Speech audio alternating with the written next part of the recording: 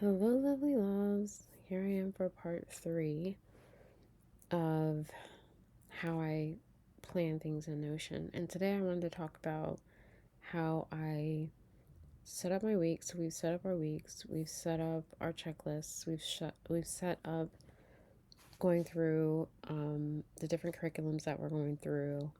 And I guess I could go in here and at least show you how I have the date, the reading, which would be the curriculum, the reading, the week number, the day of the week, materials if we need any extra details we may need. I did go through and put periods on it because it kind of loops between 4 every day. And I had an independent work if there was something specific that I wanted someone to do extra. Specifically, my 8th grader, maybe I would have her maybe start a writing project on something that maybe I wouldn't be given to my 5th grader or something like that. So that's why that is there. And then ACE, which is where I put my toddler in. And this is just, he's got a link for each day or a section for each day. So maybe I could put, on vocabulary, maybe we're just going over trees, and maybe every week I'm going to look in this general setup, and there's a few things that I'll have to do every week. But as far as the planning now goes, like the time I spend, all the time I spend setting it up, it's so that the weeks can go really smoothly. So I only have so many things to do every week, which is really very minimal amount of things I have to do every week. And that makes it a lot easier for me throughout the year because I get really busy when I'm working, teaching at co-op, and also homeschooling my kids. So, okay, so setting up the morning work, and that's what I really wanted to talk about, was how our morning work looks. So, and it relates to this because there is a couple of days on here where I will put this, for instance, which is a part of sentence that we will do a 4-part analysis on, that from Michael Clay Thompson's work, um, because we did the first, I guess it's the island of Michael Clay Thompson, and we have some of the town.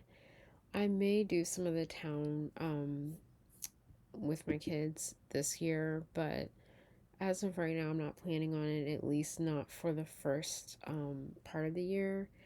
And I will reassess over the holidays and maybe decide if it's something that we want to add in, because maybe I feel like they need more. For right now, we're just doing the 4-part analysis. And part of this is what I wanted to talk about, was how ChatGPT comes into it. So first of all, let me show you how I set up our morning work. So our morning work looks kind of like this. We have our first day, which is the part over here. We do, instead of Bible, which we do have one day that we can do a regular devotional through the Bible, and we do a lot of gather around throughout the year, so we do Bible through there.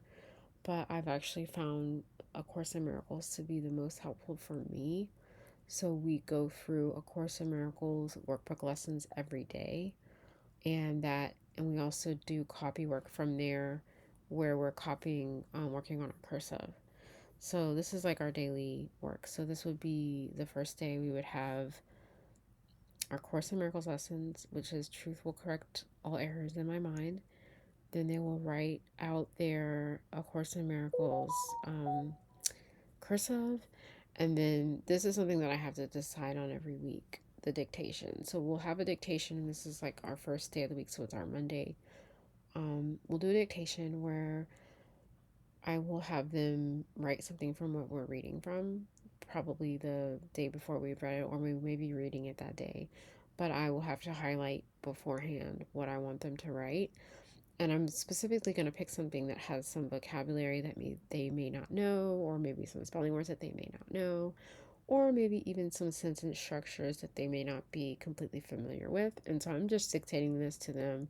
I have a fifth grader and an eighth grader, and they're pretty good with writing. And even my fifth grader, he usually gets a lot of the dictation correct, even grammar wise. So I'll just dictate something to them here, and then if they have something they miss, they may put the spelling words there. And I'll also keep this on hand for them if they find something else that they didn't know how to spell or they may want to remember to write in here.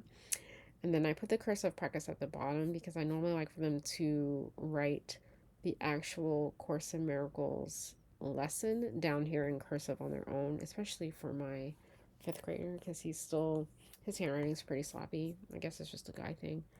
Okay, so this is what we do here. And then the next thing we do is we do an artist study. And every week we will do an artist study. We will go through all of the different periods of art, and then we may loop back around again. I haven't really decided yet. Or I may even just pick out some other artists that I really liked from certain periods that maybe I didn't mention here, or maybe some of the American ones that aren't things that aren't really as popular, like the Highwaymen and stuff like that, because we're definitely going to do that too. So basically, we're going to go through two per week, two artists per week, and one or two composers per week as well.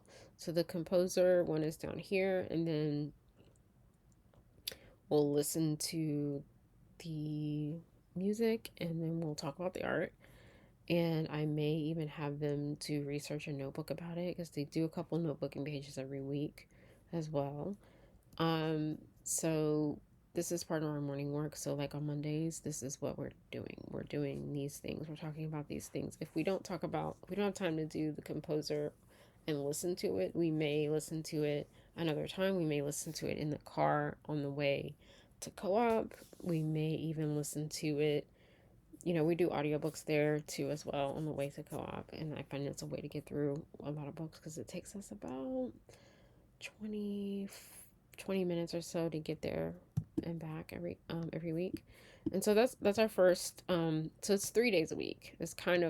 I kind of technically only homeschool fully 3 days a week, which is kind of small amount for a lot of homeschoolers.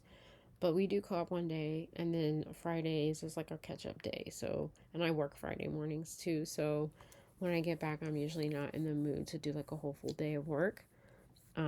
So we just basically do like catch up, or they do a writing project, or they do their independent work as well, which they're kind of independent on a lot of things. So, okay, so then that's Mondays, and then this is Tuesday and Wednesday, so the last 2 days.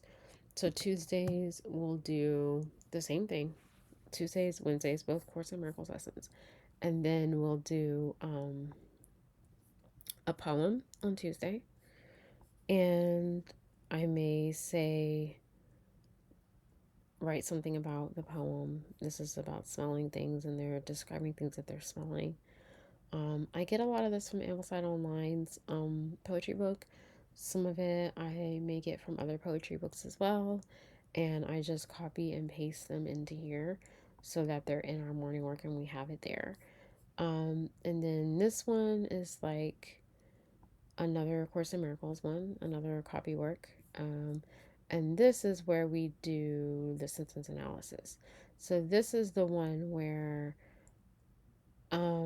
it's Michael Clay Thompson. It's set up like that. But how I get it is through, let me see, let me bring this up.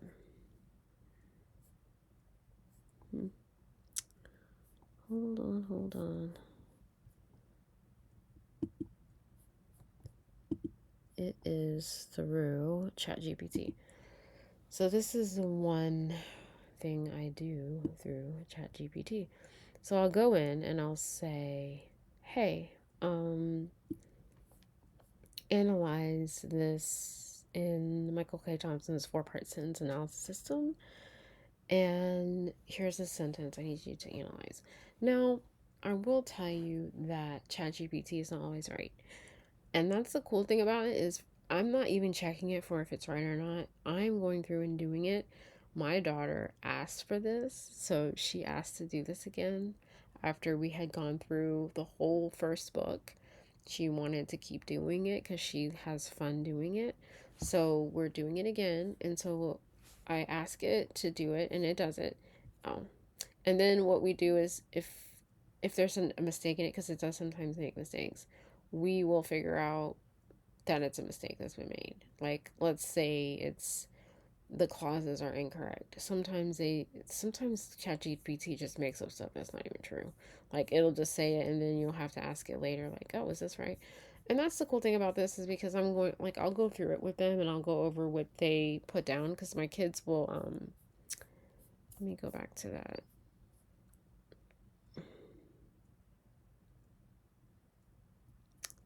They will go through and they will write down in here, this is a verb, pronoun, um, pronoun. And so I'll go in and I'll say, okay, yes, what ChatGPT says that this is the predicate and that it's this type of predicate or something.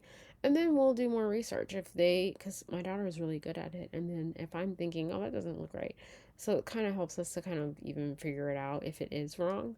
Um, and it's also helping them to kind of work on using their critical thinking skills with their grammar and looking at different things. So that's how we do that. And this is Tuesday and Wednesday. So this would be just on Tuesday and then this is just on Wednesday. So we just do one sheet a day. And it gives us we get grammar, it's a little bit of grammar. We get our dictation in, we get our copywork in, we get our artist and composer study in. And granted, this is quite a bit of work on my part because I'm doing this for for a full 13 weeks. I'm about halfway done right now with it, or a little more than halfway actually. So it'll take me a little bit more time. And then this 13 weeks, the next two times I do it will be probably 11 weeks each. Um, so it'll be another 11 and then another 11. So it won't be even as much work. And it's actually not too bad once you start doing it. I also use ChatGPT for the asking of the questions. So let me see if I can find it. I use it for, where is it?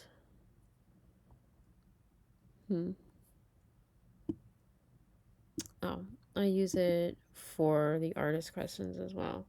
I use Copilot. I mean, it's the Copilot as ChatGPT. And so, like, I'll say different impressionist artists, or I don't know, different romantic composers. And it basically will give me the things, and sometimes I may not like it, so I'll ask for something else.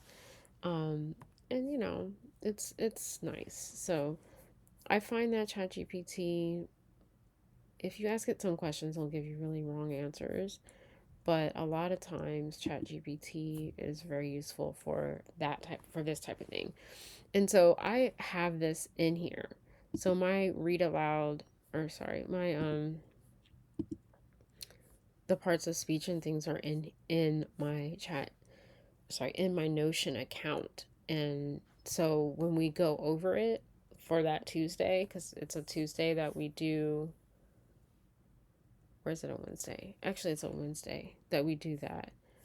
But it'll be in here because I mean, technically, I have the whole week open, so I'll be able to figure it out. I think I might have messed up on this date and put it on the wrong day, but it's fine because when I'm actually doing it with the kids, I'll be able to still find it. And then on this, let me see. Yeah, I'm not sure why I put that on that date. And this is on Mondays where we do the artist study. And I put the extra notes from the artist study because for the kids, they just have the work of art and the year that it was done. But in here, I may write more about the artist, like how many he did during that time, or maybe there's even something about Claude Monet. My daughter knows a little bit about Claude Monet, so it's not the best one. But the Renure one, I don't really know if she knows anything about Pierre Renure. So she may want to be like, oh, let's look up more about that. You know, he's this one. We'll figure something out. And so that's kind of good to have it there already. Also, what I do is I like to put some of the Course in Miracles videos in here because we normally will during our morning time work when we're doing our copy work and when we're doing our the other things there, like maybe they're looking at the poem, I may have this meditation playing in the background, which is whatever Course in Miracles lesson we're working on. It's a meditation for that. So I find that to be really helpful, and it really helps us to start our day off that way. Um, so yeah, that gives us a lot of different things that we do early on. And then, of course, I have my checklists that where I say, oh, did we do a Course in Miracles today? Did we do our artist study? Did we do our dictation? Did we do our composer? Vocabulary is something that they kind of do on their own. They have their own vocabularies. Did they do independent reading? Did I check their math?